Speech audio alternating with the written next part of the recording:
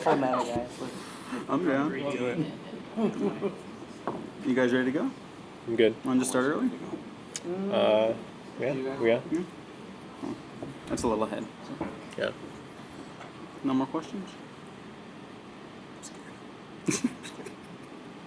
I actually get terrible stage fright. I can't do this.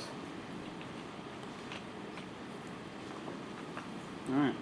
Then I guess we're going to get started. Andrew, you ready to rock and roll? I never use rock and roll like that. This is new for me. Okay. Hello. Good morning, everyone. We're the Waffle Press Podcast and guests. I'm your host and moderator, Diego Crespo. There's only a handful of people here, so let's just, if we could bring it in, like I just kind of want to hang out. I promise no one's going to embarrass you. No one's nothing. We're a bunch of nerds who just talk about movies, so we kind of embarrass ourselves. Let's just make it a conversation. It's not a big enough crowd to really pick and choose from people. So, yeah, good morning. How's everyone doing? Everyone enjoying the con? Yeah? Thank you very much. Again, I'm your host, Diego Crespo, co-creator of the Waffle Press, and we just like to talk about movies and TV shows and comics, and so LA Comic Con is perfect for us for that very reason. But our conversations, this is actually kind of perfect because we just like hanging out and talking about movies and stuff. So if you ever like want to chime in with a response or whatever, like I actually kind of encourage that. I'm going to introduce the rest of the panel right now. First up is my co-creator and very good friend, Gina Versa. Mm-hmm. I've been with this guy a long time, so thank you. He's always looking out for me. Yeah, and then next to him is Cruz Castillo. Hi. And then at the very end is Andrew Salazar. Hello, I'm very happy to be here. All right. How are you guys doing this morning? Pretty good. I'm awake. Yeah? Yeah. Okay, Yeah, good. I had yeah. coffee, so I feel great now. I also feel great because we're going to talk about superhero stuff. And fun fact, this is actually the last time anyone on the planet will be able to talk about superhero movies ever again. Avengers Endgame happened, so it's over. There's no more movies. It's done. So you're very lucky to be here for that. Cinema is dead. Cinema. Oh yeah, we're all here because Martin Scorsese. We agree with that, right? That's specifically why we're at a pro superhero panel. Okay, good. So after this, I just wanted to really look at why we like superheroes, whether we agree with their fictional methods, and I want to talk a little bit about why, I personally, just to get a little like real with everyone right now, because there's not too many people here, I feel fine to open up. I've been getting a little cynical about superhero movies, and I kind of wanted to take a look back why, and this panel's kind of my excuse to do that with a bunch of good friends. So let's talk about a little bit our favorite versions of superhero movies. So Gene, we're talking about film adaptations today. Mm-hmm. What is your favorite adaptation of a superhero, like in any film or television medium? Sure. So my favorite character is Batman. Always loved that character growing up, and I feel the Nolan movies really captured the essence of him. Not the superness of him, for sure, because he's very grounded, but the morality and all the choices that he makes are very well thought out and well written. And, morality has to do in every, third act of that movie, and how he chooses to be this symbol. And I don't know about Dark Knight Rises, but mostly all of them. I'm sure we'll talk about that. Yeah. Do we all like Dark Knight Rises here? Raise hands, like it. anyone? It's not bad. Okay, I rewatched it recently. That movie holds the fuck up. I'm telling you. I could pitch why that's the best Batman movie, but I'm not going to today. There's no time. Cruz, what's your favorite adaptation of a superhero? If it's the same one as Gene's, I will You can't go choose ahead the and same say- one. I actually wanted to talk about Superman, but I feel like that might be a little too easy. So I'm going to choose Daredevil because he's sitting there as if my subconscious was like, pick him. So it's actually Matt Cox and the Marvel Daredevil Netflix TV show that they shouldn't have changed. Yeah, that's my favorite. I just think I never got bored any of the seasons, and I think that's a big thing for me. Like, if there's ever a moment where I feel like you're letting me down, even in the moments where it was people conversing or talking about things, I was like, oh, I'm still piqued and interested in this. And I like that they approach the show as like a law show first, as like trying to figure out a mystery or a thriller, and then it just happened to be a superhero show second. So I just feel like that reflected Matt a lot, because I feel like Matt is a lawyer first, and Daredevil second, even though Daredevil is the bigger part of his life, I feel sometimes.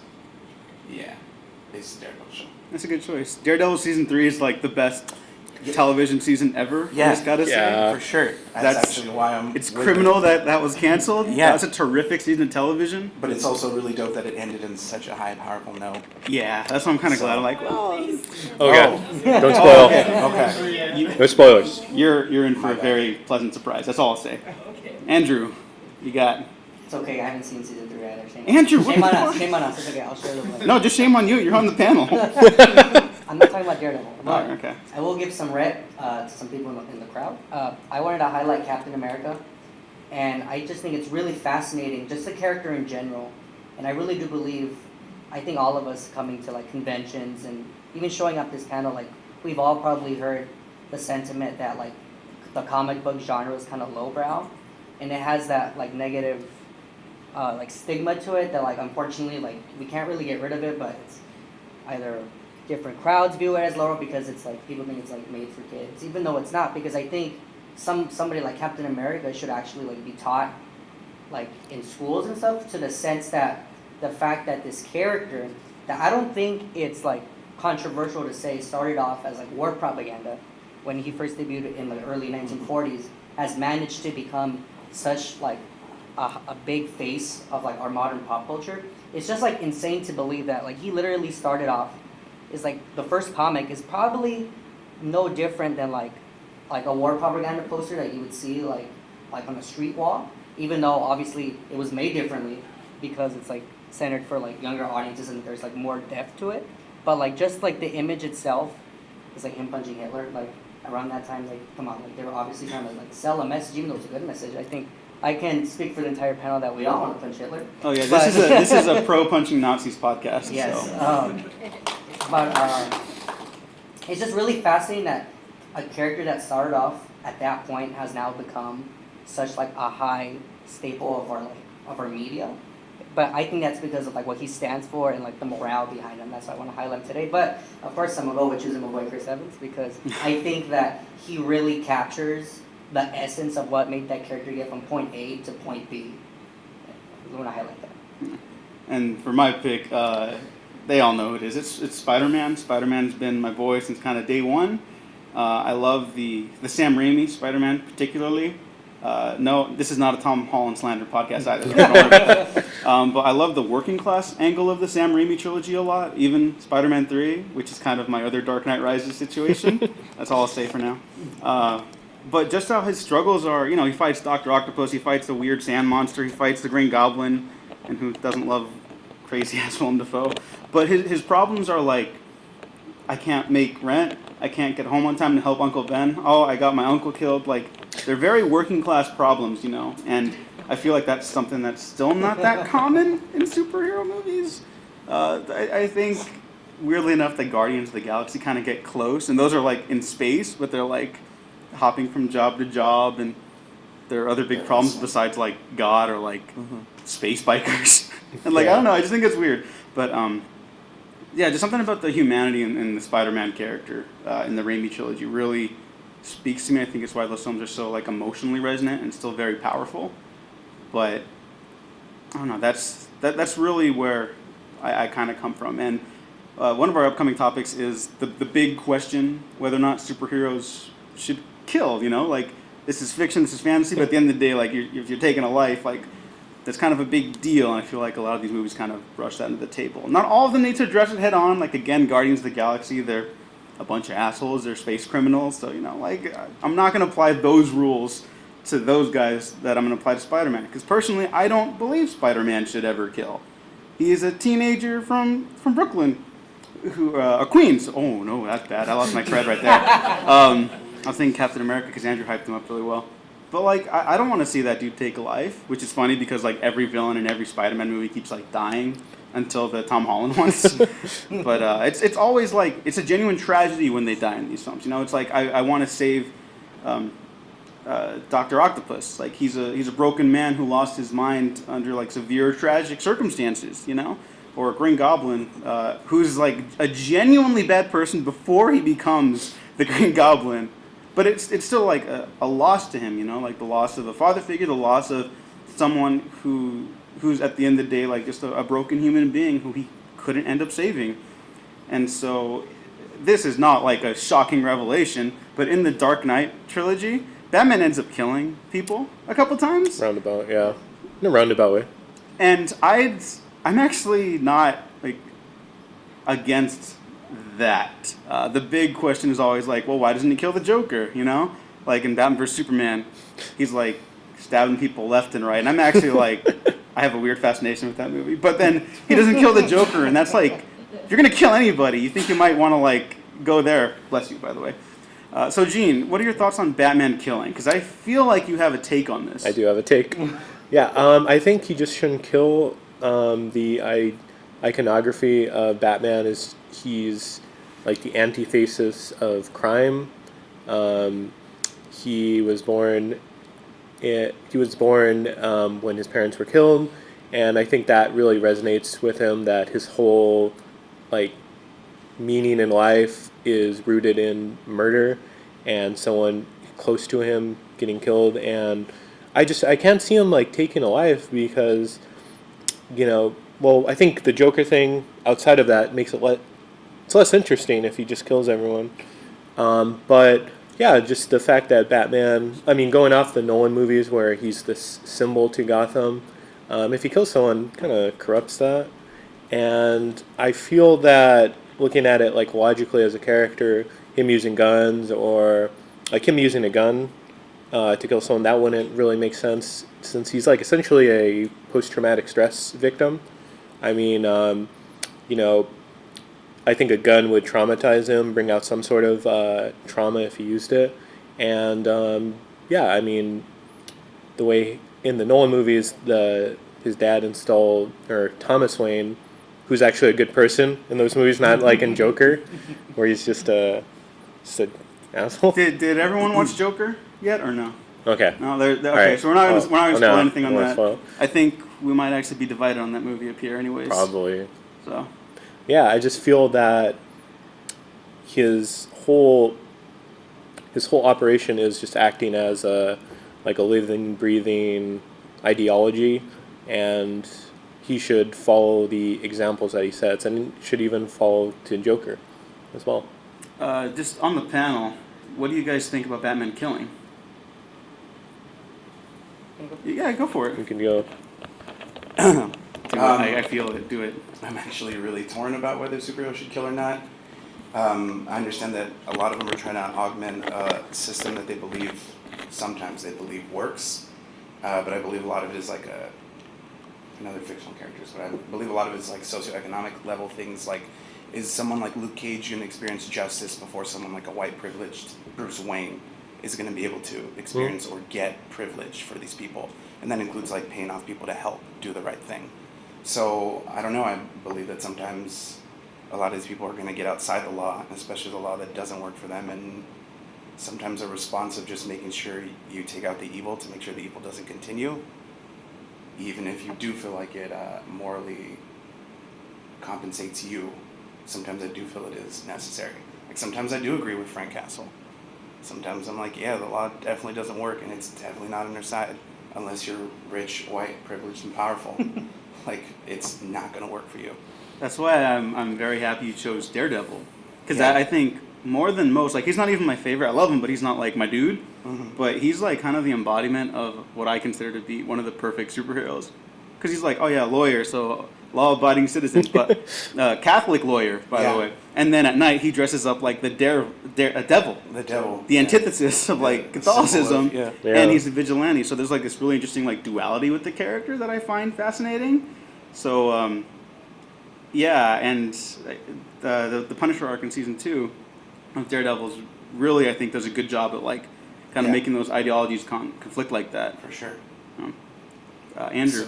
Well, I think one of like the major reasons why we all gravitate to like heroes. Well, I can say for myself, I'm probably majority of us that we first started liking these characters when we were younger, because we were exposed to them by either television, film, comics, literature, whatever it may be. We were all exposed more or less to these characters at a young age because they've been around for such a long time. Like this is how it works. So I feel when I was younger, the reason why I like Spider-Man, Captain America, etc., Batman, is because I wanted to like be them to a certain extent. Like I wanted to picture myself swinging across the city or throwing batarangs or like throwing the sticks around like with my eyes closed. And I feel like if a part of that, when I picture myself being Spider-Man, I don't picture myself killing people because I'm a kid and I shouldn't really be thinking about those things. But for the sake of like being a storyteller, I do think that I don't think this conversation should be like black or white, because the only way to like make characters, they've survived for like decades and decades of storytelling. You gotta spice it up every now and then. You can't just have these people like sticking, like you gotta like establish their code and you gotta figure ways how to test it, how to break it. And I'm not saying that means, okay, every 10 years Batman can kill one person. Like that's not what I'm saying. But like, if you can make a story that can play with that theme and that can test the characters in new ways that we haven't seen before, and it has to deal with killing someone, as long as you handle it with enough like thought, then I think you could possibly pull it off right. And it has been done before. It's not like this is like taboo to us, but I think it's just really funny that this conversation only like it kicks off with Batman, but like if we've seen like the Captain America movies, he's like straight up murdered people without like thinking twice, even though they've been Nazis. So we're like, okay, we don't think about it because cool, like it's Hydra, kill him, like throw him off a plane, like thousands of feet into the sky, like throw him into like in the first Avengers, like there's that guy who has like probably like the most brutal death. In the MCU? Yeah, that's not like a the Indiana Jones character. homage when he falls into the propeller. Yeah, that's There's like pretty. blood in that scene. Yeah, it's pretty gnarly. Like, it's cool. What are you doing, but Kevin Feige? We like, I'm down with that. But if Batman were to do that, people would like flip their minds right away.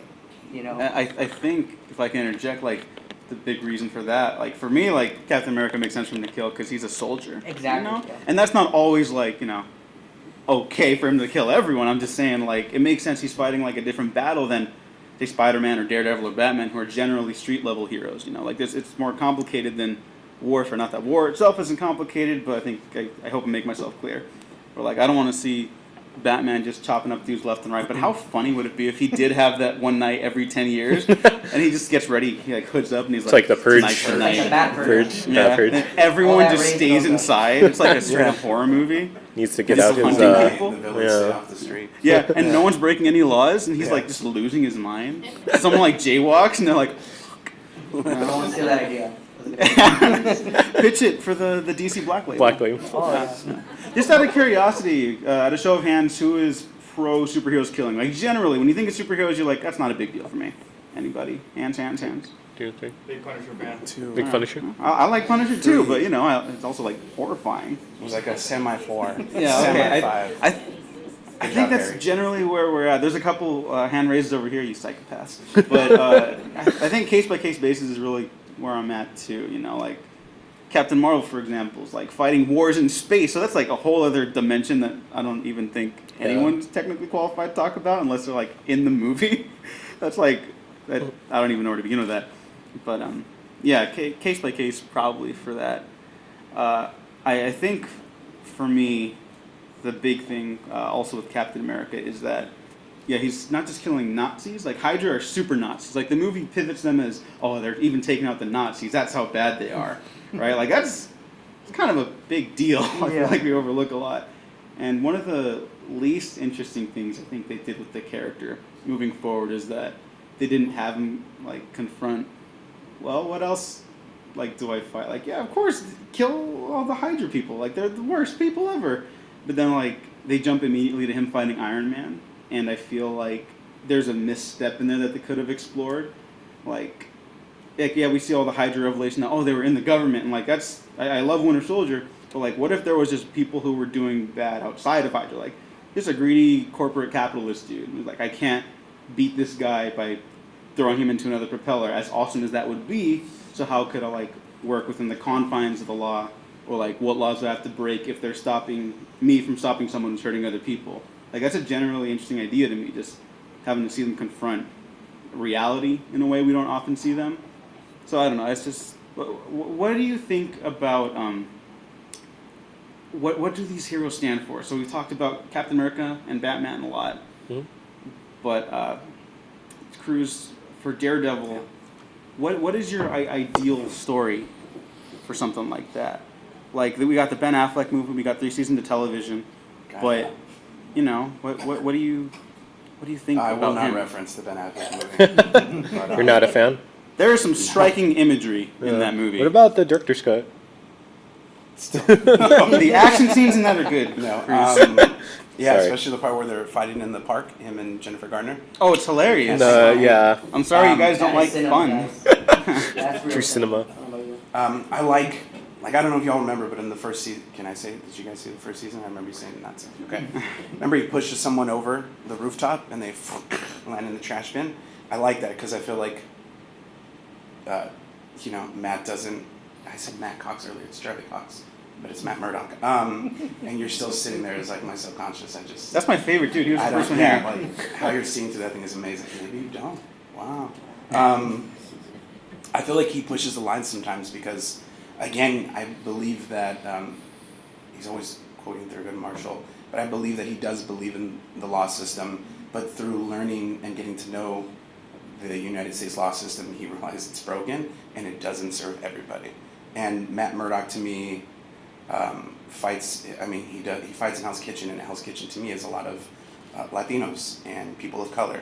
And I love that Matt speaks Spanish in the first season, and like I feel like he fights for people of color that he knows the system doesn't work for. And I believe that sometimes he knows that he will have to cross the line of breaking laws. I mean, obviously, like you said, it's Daredevil, so his Catholicism is like there, but kind of challenged by him literally dressing like a devil. But I do believe that he challenges whether you should kill them all the time. There's a reason he's like, an emotional mess all the time. Exactly, yeah. And I don't feel it's just because of the law system. I feel like what stops him from killing is his belief or faith in God, and that morally you shouldn't, quote unquote, take a life according to the Bible. Ten Commandments. Yeah. Yeah. All that good stuff.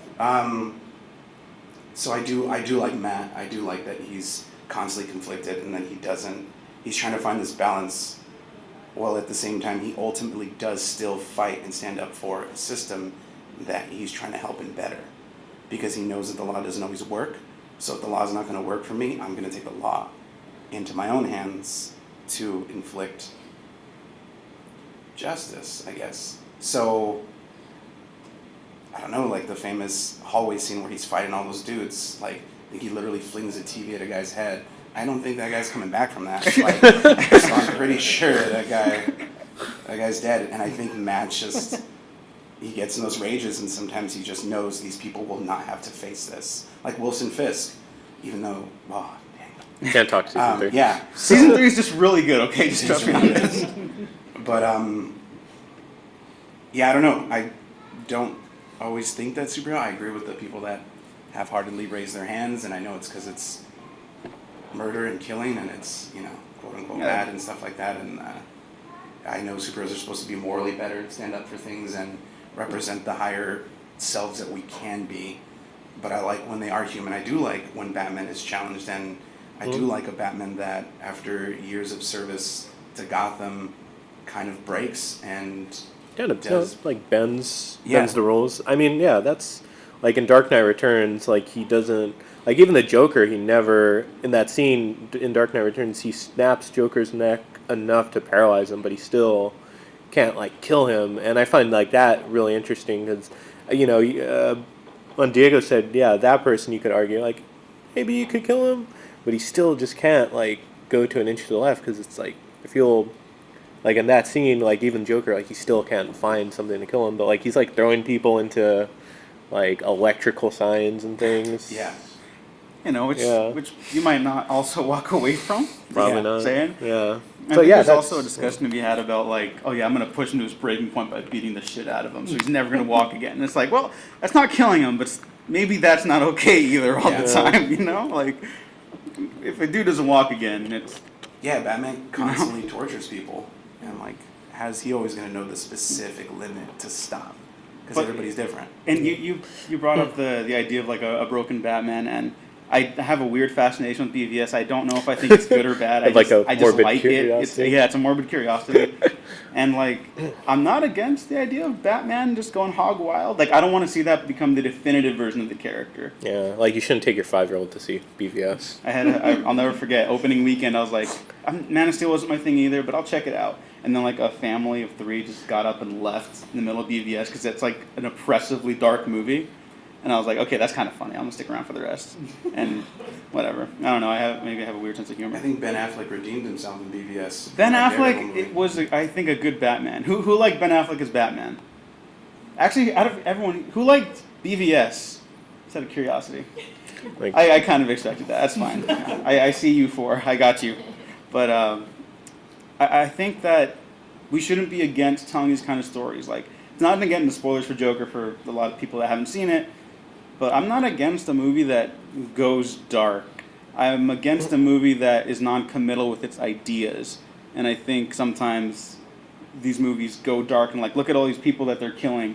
Isn't that so like dark and edgy. Man, it's like, this is a really dark movie. That means it's serious. And like, I don't know. I think Guardians of the Galaxy is a serious movie. Yeah. I think Spider-Man 2 is a serious movie. I think Spider-Man Homecoming is generally, it can be serious at times. It's like a lighthearted comedy, but I don't think it's serious art is better than any other art, you know?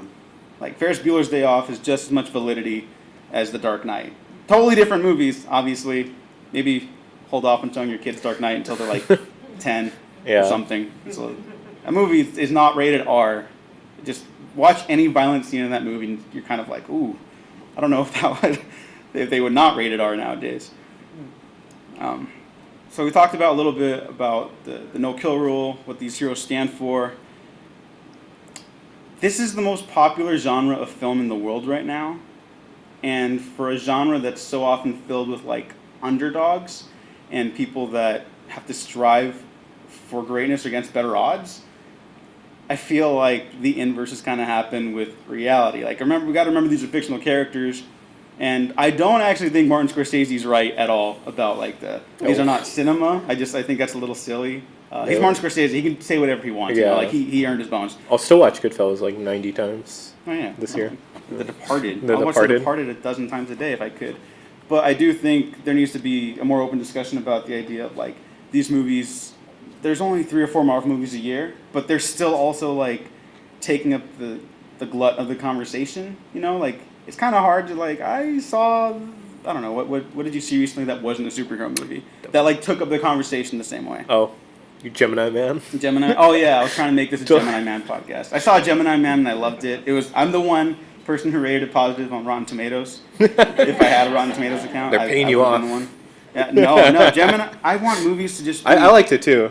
Actually, you know what? I have a talking point about this. Gemini Man I liked a lot because it is a movie that like. Wants to go against the grain and be like, here's what digital cameras can do that no one's taking advantage of. Let's experiment and push it further.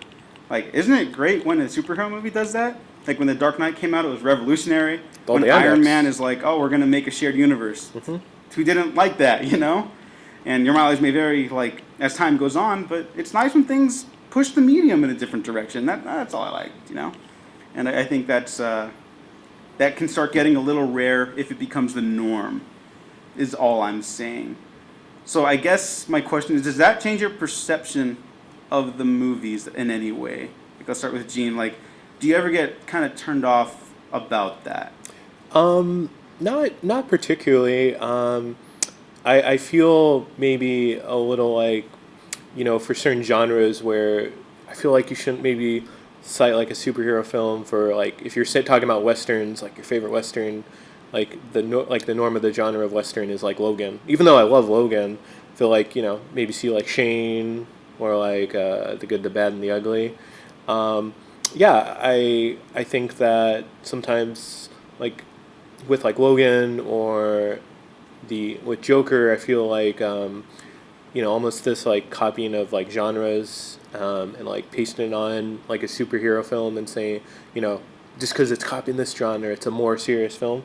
But like, yeah, like you were saying that like superhero movies, they're like, you know, they're art on themselves. So yeah, sometimes I'm just a little like, not frustrated, well, a little frustrated by... I'm always frustrated. Yeah, you're always frustrated. You're a man guy. But yeah, I feel like that. But no, I don't, no.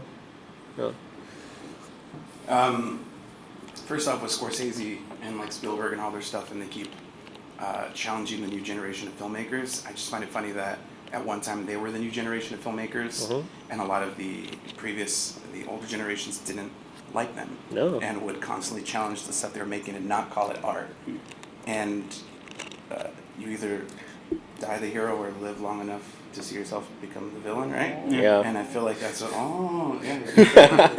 I do feel like that's what's happening, because here they are ragging on all this, like, for a while, I feel a couple years ago, they were ragging on Netflix and Amazon projects. Spielberg was, but then he was working with like Apple TV. Well, hold up. There's an addendum to that. Yeah. Spielberg was saying that he doesn't really consider those movies, they're direct-to-TV movies. Mm-hmm. He got his bone starting, like he directed Duel, and that's like a terrific television movie. He just never played in theaters until after everyone saw it, and they were like, this is theater quality, what are you doing? Yeah. It's ironic. But yeah, it's a little weird. I think it's a gray area, personally, with Spielberg, but he wasn't shit-talking all of Netflix, just like he thought their movies were invalid for like Academy Awards and stuff, which I also think is silly. Yeah, and it's also funny because Scorsese was almost going to do Joker. I don't know if he'd be saying those like comments if he directed Joker. Was he going to direct or he just was, produce? There was he was going to produce, but then there was like talk of him directing. Oh, I think they wanted him to. Yeah, they wanted him and directing. then he like read the script and was like, oh no, I'm going to go make my 4-hour epic Irishman about Jimmy Hoffa. Yeah. Which I'm very excited for. I would never smack talk Scorsese. Yeah. Hey, I don't know if I'm the only person in this room that remembers like this talk, and it's kind of like died down a little bit. But I remember, I think it's like when Age of Ultron came out, and how it didn't perform as well as the first one, even though it didn't flop, but it didn't do as much.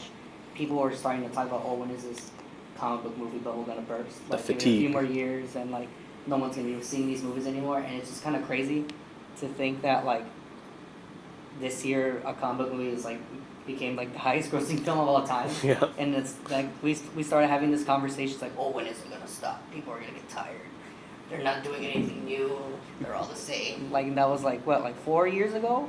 It's still happening now. Yeah, it's still started? happening. You hear it but every like, now and then. people are still obviously like showing up, and they're still going, even though like I may not like one or I might not like the other. I think it's kind of like a testament that these movies are not necessarily failing by any means whatsoever. That it kind of shows that like people really are like connected to these characters. Like there is a reason why. And granted, I firmly believe that just because you make a movie about like a superhero doesn't mean it's gonna be like successful now. Yeah, look at Because- Hellboy. Yeah, you have Hellboy. Dark Did anyone Phoenix. see Hellboy? It's on. No? Exactly. I didn't. Okay, yeah. It's on the Redbox. Great monster effects. Just look up the monster stuff on YouTube and you're like, this movie looks like the best thing ever. Don't watch the it. movie though. Anyway, sorry, Andrew. No, it's fair, but it's kind of odd because I think, and also a big testament to this as well, and I'm not, because I love Spielberg, I love Scorsese, I'm really not trying to like bring them down whatsoever, because they're a little bit more traditional, that they've come from a different generation, that a lot of the majority of comic book movies nowadays, that's where you see, and I think other blockbusters are starting to slowly catch on that like, hey, we need to do this because people like this. They have like the majority of like diverse representation in huge movies. And I think obviously people want to see that. Maybe, I don't know. What do you guys think? Like obviously Black Panther was successful not only because it was a good movie, but because it's an all-black cast. Yeah, I mean, Fast and Furious movies got very popular, and I Yes. like Yeah. a lot of them a lot, but they got very popular because they had like a diverse cast before that was like in, you know? And No, even if it absolutely. is like a little corporately cynical to be like, well, this is popular over here, let's take it. It's not a bad thing to get popular, I don't think, you know? Like, more of that for sure. Yeah, and when you look, and again, like I said, I think I tweeted this, and like I honestly, I was not trying to start a fight, but like I was like, it is kind of interesting to think, and I'm really not trying to start a fight. It's gonna sound like I am, but I'm not. I'm ready to go. But like, I'll fight right now. and you can't choose Black Panther. It's a little bit unfair. But like, let's say something like The Eternals that's not even out yet, but it's coming out. That movie alone, and you're probably right. There is some kind of corporate aspect to it, but that movie alone has more diversity, not only in like cast, but like crew behind the scenes, than probably all of like Scorsese's like filmography. combined. Probably, yeah. Probably. And I think that's an interesting point because, like, a lot of people clown, like, Sofia Coppola and Greta Gerwig for their, like, they make movies about rich white women often. Or, like, Lady Bird's not about that, but Yeah. that's kind of like their their thing. And I get the complaint, but I've also seen Lost in Translation, which I think is a terrific movie. The race stuff is not a positive in that. It's a little kind of, I pull my collar a little bit. Like, I don't know if that aged that well, like, immediately after I saw it. One of my favorite movies ever, but, nothing's perfect. And so sometimes if they can't, like, get it or do it, even if they try to learn, I'm kind of okay with not everyone trying it out if they're just going to fall flat on their face with it, too. Mm-hmm.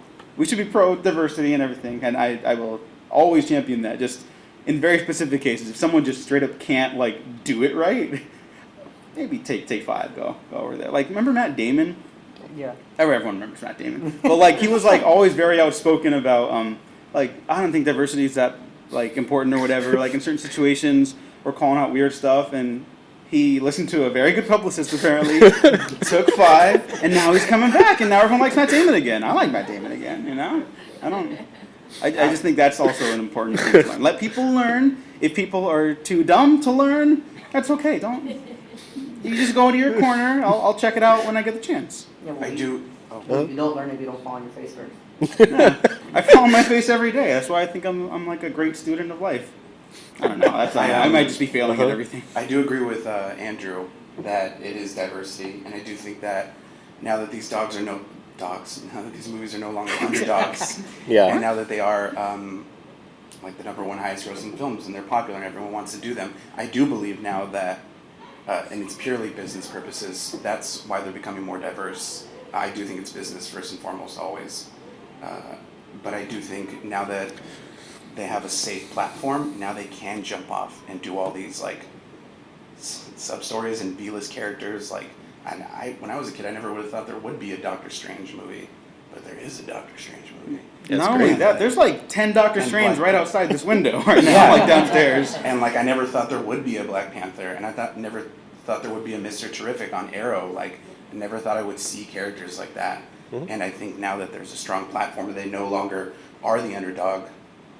And we've already had multiple Captain America movies with that bomb one in the 80s. And, I think it's cool now that we get to do diversity because now they have to come up with other things that's going to get them money. So it is helping diversity, even if it comes from a rich-backed mentality. It's money, but I still think it's cool. And I do think that is a positive side to these things being pretty easy to make now. Yeah. And for myself, I did mention at the top of this that I've been getting a little cynical about it. For the record, they all know, but I did not like Avengers Endgame. I didn't like Spider-Man Far From Home. That. Really? Yeah, no. I was yelling with Gene about it all the time. It's fine, whatever, it's later. I did like Captain Marvel a lot, though. That one really caught me off guard. I thought it looked kind of tame, and I was like, Shazam? This is terrific. Oh, I loved Shazam. Shazam was great. I liked them. I'm surprised. The ones I liked were both the Captain Marvel movies, like a lot. And Glass, but I think that one's a little more divisive than other stuff, too. But at the end of the day, I went back to watch the first Captain America, because that's been my favorite Captain America forever. I think that's a terrific movie outside of the Marvel stuff, too. Like Winter Soldier, also terrific, but the first Avengers kind of, I like pulp adventure stuff, so that one fits like that's a very Diego thing for me. And then I watched the original Avengers, just kind of like getting the mindset for this again, because I was kind of like, this will be the last time I ever talk about this on a podcast, I think, or at least for a long time. And just watching those movies, I was like, oh yeah, these are like good. Not all of them, obviously. I can go to bat for why Avengers Endgame really disappointed me. But they're like really good movies, and generally they have really well-written characters, really inspiring narratives about people coming into like terms with who they are, and like being able to outgrow like flaws and like conflict, and I don't know, it's just sometimes the zeitgeist can get to you a little bit, whether you're on Twitter or just like talking to people who don't like these things. It can kind of shift your perspective a little bit. And I don't know, this is, I'm very happy I get to do this. Like, we're not even done yet. We have like another half hour basically, but I was just very happy to revisit these and realize that no, things can still be good, and even if there's a little corporate cynicism in all of this, and it's like, yeah, they're just doing it to make money. Sometimes art can come from things that aren't always from a positive place, Like, we all know Kevin Feige's like running the ship over at Marvel and stuff like that, and regardless of my feelings of all his work in these movies, he's very clearly good at getting movies made, and that's like a very important job for a producer. So, I don't know, that was just want to take time to kind of look back at that. Like, at the end of all this, I will be glad that it happened, because I have a handful of movies that I really love and appreciate, and that will always hold a very special place in my heart. Specifically, Guardians of the Galaxy Volume 2, though. That one, I think, will stand the test of time for me the most. So, like, looking back at all this for the panel, and then I want to kind of, like, hop back and forth from you guys. So you're in the MCU, DCU, whatever. Like, you're in the same universe as the characters we talked about. What do you think they will leave the world better off than when they started their gig? Like, Spider-Man's dead now, Batman's dead now, Daredevil's dead now, Captain America's dead now. After all they've done, do you think that their little journey was made the world a better place? I think so. For MCU, yeah. I mean, besides Tony not taking away those 5 years, leaving them where everyone was traumatized. Do you want to get into that? No. Would everyone here kill me if I explained why I hate Avengers Endgame? Probably. My man, yes, thank you. Okay, well, we'll talk about this first. Yeah. Well, I think speaking for the MCU, they really were at least held themselves accountable for their actions. I mean, the Civil War wasn't the best movie, but at least like Captain America, feels regret over making mistakes, tries to make amends. I mean, doesn't always do it the best way, but in that movie they're trying to almost like confront. They leave casualties, and at least they confront it and they own up to it for the most part. And they're hanging out with people. Hulk's taking selfies with people in diners, dabbing. Are we pro Hulk dabbing here? Because I hated Hulk dabbing. Movie. Everyone say yes. I kind of liked it. I messed don't with know. this This guy. felt like a very Mark Ruffalo thing to me. So I was like, I like that part, and then the movie kept going, and I was like, oh. Cruz. When it comes to Daredevil, I feel like he's such a local level street hero that, yeah, I do feel like he made a difference. He probably he helped a lot of families and a lot of people that didn't have that balance of justice that he knows doesn't always exist for them. So yeah, I think on a small scale he did, for sure.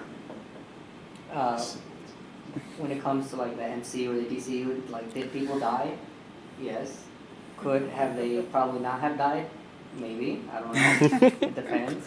But I think it's gonna sound corny, but I don't really want to sound corny. But any world where there's just like slightly, just like a teeny tiny bit more like hope than there was before, makes it better than what it was when it wasn't. That even if it's like 1% more hope or like happiness that wasn't there before, is obviously gonna be better than the one that was like at 0. So Yeah. I'm gonna say yes.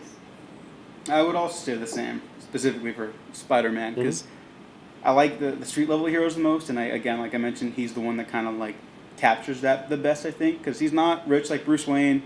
He usually has to make all of his stuff. I'm not against the interpretation in the MCU, but I think he's lost something special if Tony Stark is his Uncle Ben. They just give him things. If he just gets things like why does he go to Europe in his second movie? That's so weird. I'm sorry.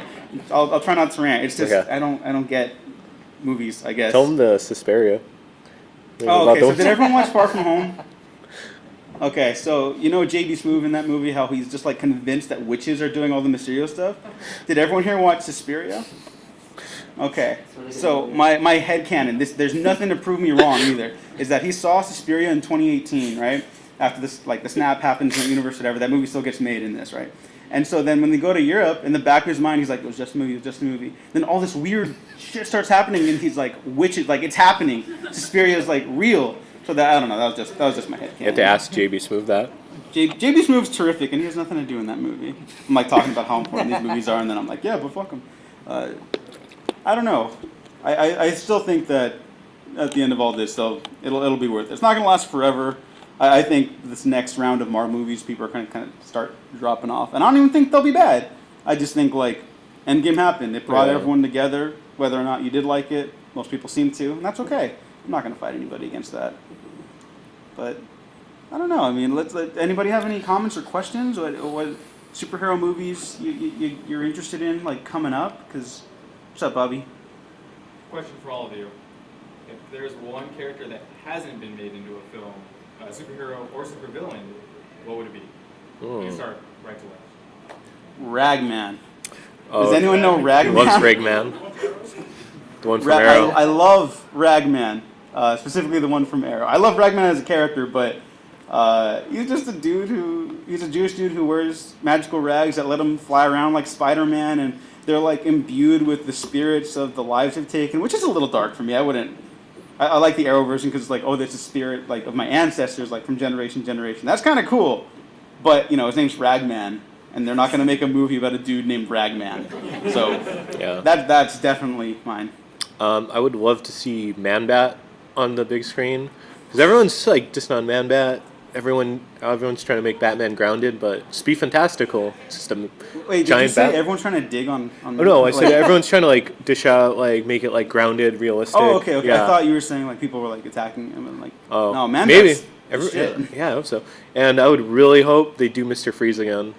I do kind of like Arnold as Mr. Freeze because like I think like Arnold was like had a cosmic brain moment where it's like this movie's gonna be a camp classic. I'm just gonna like ham it up, do all my one-liners, smoke my cigar, even though I'm in like this like freezer. I think he's generally good in that movie. I don't know about that, but I like him. I like him in Arnold. that Yeah, movie. I'll see Terminator Does just for him. will you? Okay. I will. Yeah. They spent $200 million in the new Terminator movie. Yeah. They're not going to make that back. He wasn't a great governor, but I think he's a good Terminator. He's not the problem I have with that franchise. Cruz. Sandman, Morpheus, he's DC, right? He counts. Neil Gaiman's Sandman. I think visually we're there. After watching Doctor Strange, we can make his world happen visually. Plus his sister is the shit. Dead is awesome. So I should read that comic. You should. Yeah. Oh, they are? Yeah. Oh, Yeah. my dreams, I'm sure. Be green.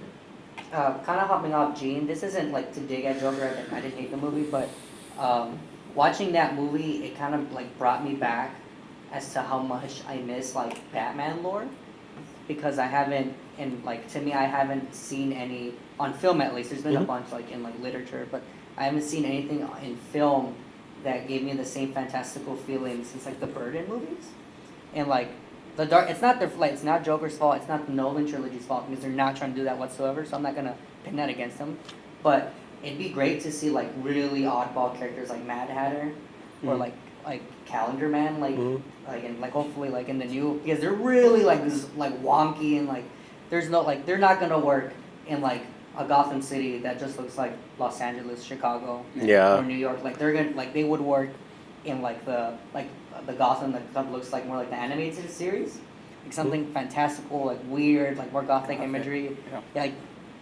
because like we're gonna get like another Batman again. Like it sounds like really tiring, but like I want to see more like weird. Like I don't want to see Joker again. Right. I want to see Mr. Freeze, but I want to like see like what the Spider-Man movies are doing, like giving characters that have never been done like their time. Mm-hmm. Like in the Yeah, same yeah. with Like who would have thought Batman, like, give me a Mysterio Mad Hatter movie where he's just putting LSD and Batman's like water the entire movie. messing with him? Oh, that'd be terrific. And I want to see Gotham with like a red sky. It's Yeah. get like really weird and. All the blimps. Batman Begins gets close, I think. Like the movies aren't, again, like you said, they're not trying to do that, so you can't really beef them for that. But like the Gotham City in Batman Begins kind of looks like Blade Runner. Like it's always raining in the Narrows. There's like steam coming out everywhere. It's like there's this monorail. It looks like it's from either the future or the 1920s, and you don't really know. Like that's cool. I want to see more of that. But again, like if the movie's trying to do that, like Joker, I thought actually. The look of Gotham in that, it's not what I would look for, but it's like it's a very specific look, and I can at least like appreciate that going forward. Giant rats. I think we have to wrap up very soon. But any other comments, questions, concerns, anything? What's up, Daredevil? You're my favorite. Does the power disparity between your heroes and your villains change how you consider the no-kill rules? So, do you have someone like Thor or Superman versus some street-level thug versus Daredevil or Batman, no powers? Does that change the equation as to whether or not killing is a viable option? Yes. Hell yeah. For Superman, I would actually say less viable. Yeah. Because of how powerful he is. And well, I guess it That's depends why I also. would. Yeah. Like if he's fighting like Darkseid, I'd be like, stop him. Yeah, oh my god. But if he's fighting like Lex Luthor, Right. I get not going too far. It's a human being versus like an almighty being. Mhm. You know, like Thor fights like weird space monsters. Like whatever, chop them up. Dude. We got an axe now. Yeah. We got one more. But if you guys want to hop in really quick, I was just gonna say, like, Superman always finds a way. He's that powerful. yeah. He uses At the end of the powers day, these are creatively. written characters. Yeah. So you could like write whatever you want. Just make it interesting. He also can afford to be that powerful and make those choices. So yeah. Ooh, yeah, that's a good thing too. Yeah, I like that point a lot. Not everyone can escape the confines of like a situation. So yeah, I like that. To kind of like backtrack a little bit, we feel like a superhero is like make the world a better place. I kind of have to disagree with you on that a little bit because if you watch like Batman Beyond, the whole premise, well, the main thing is like the heroes are not one. Yeah. But Jokers and the Banes and like the Two-Faces of the world have inspired like copycats, and the city's like running wild. But you say they left the world that worse place than it was. I would say that these things are complicated, and you actually see this in the new Star Wars trilogy, and I know this is kind of like divisive, but I think it's done a very good job of establishing that the heroes of their original story are still the heroes of their original story. That doesn't mean that they always have the best interests moving forward or know how to like adapt to what's going on next. Like there's a reason the First Order came back, you know? So I think at the end of the day it's all complicated, and he let Terry McGinnis become Batman. You know, like the next generation carries on the fight in a different way. This guy in the blue shirt had a question though, really quick. So I, like, when it comes to superheroes killing, it's like, I feel that they should all have that aspiration. And I love it when someone with no powers like Batman comes up with clever ways to stop villains and get them off the streets. And I like that he has that aspiration. But like when you have villains like the Joker keep coming back and killing people, or like Kingpin, season 3, he killed so many people. Oh, no spoilers, no spoilers. We're watching out for the other people's. It's okay, it's okay. I didn't spoil it.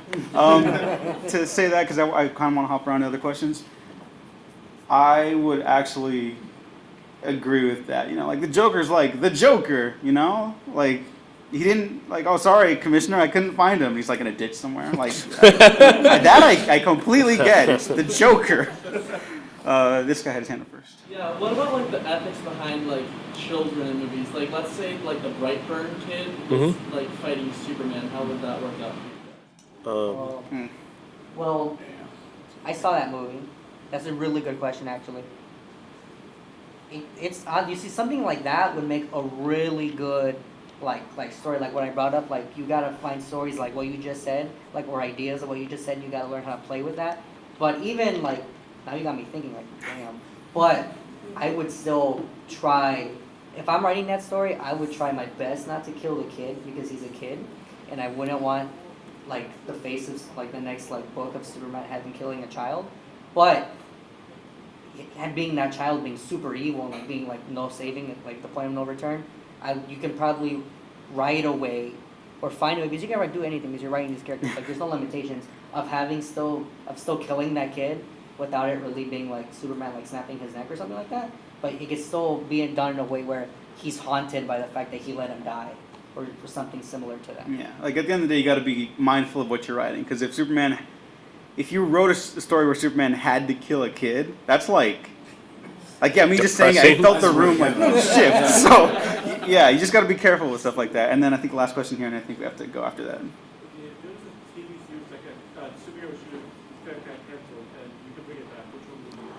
Avengers, Earth's Mightiest Heroes. Really quick, the question was if there was a superhero show canceled, which one do you bring back? So, Earth's Mightiest Heroes? Yes. Earth's Mightiest Heroes. Cruz. I already know your answer.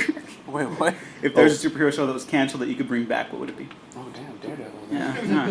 DC better be moving on that, man.